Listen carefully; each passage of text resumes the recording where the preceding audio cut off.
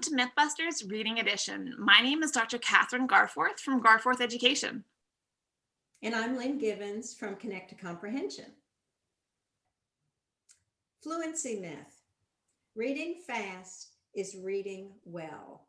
This is, to me, one of the biggest myths that we need to bust, Kathryn, because if you talk to teachers about fluency and you say, what are you doing to assess your students' fluency? And they say, well, the students in my class are reading 70 to 95 words correct per minute.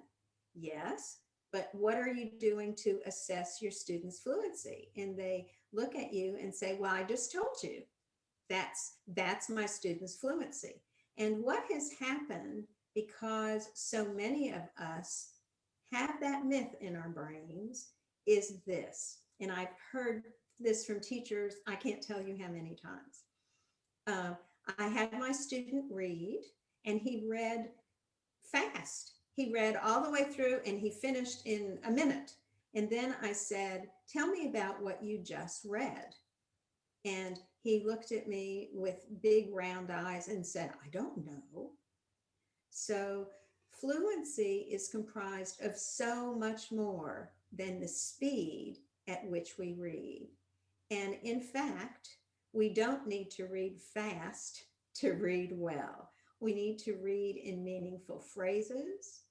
We need to read with automatic sight retrieval, like you said. We need to read with appropriate expression. We need to read with correct intonation. We need to do all of those things that may not have anything to do with speed. So if we still need to, because of district norms and all of that, we still need to test for rate. We need to do that because that's really the easiest way of assessing fluency. And I guess that's why we've been lulled into this myth, because it's a really easy way. Get out your stopwatch, read for a minute. Okay, you read 100 words correct per minute. But that doesn't tell us that much about the child's fluency in terms of, can he understand what he's reading? And I've had a lot of teachers say to me, well, okay, so if we need to do that, I puzzled about this for a long time. If we need to do that, if we need to test our students on reading speed, but we also want them to understand what they read, how do we make that distinction?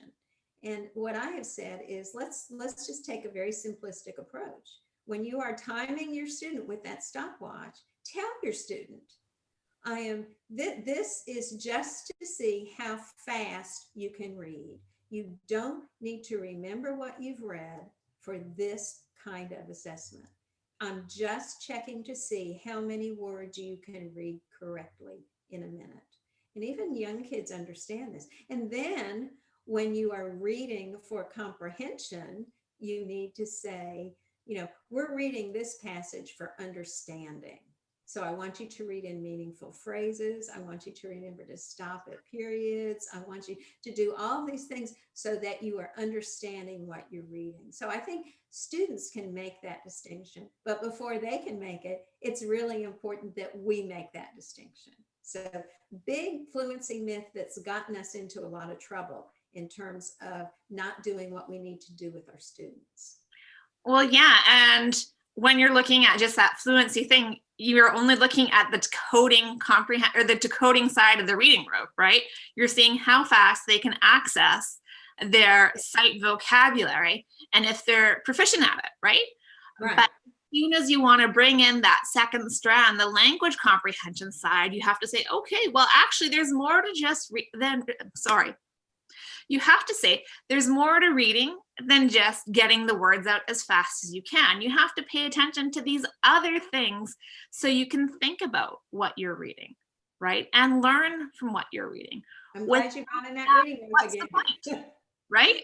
Yes, exactly. The reading rope comes into play again. It does, because it's so important when we understand that there's more to reading than just decoding, that there's that language component. And so we want to understand that fluency has, we need to talk about rate, we need to talk about accuracy, but we also need to talk about reading with prosody, reading with expression, reading, like I said, in meaningful phrases. That's a big one. So we're not reading word by word and trying to just get through as fast as we can, reading each word, that we need to think about the phrasing in what we're reading and read in meaningful phrases.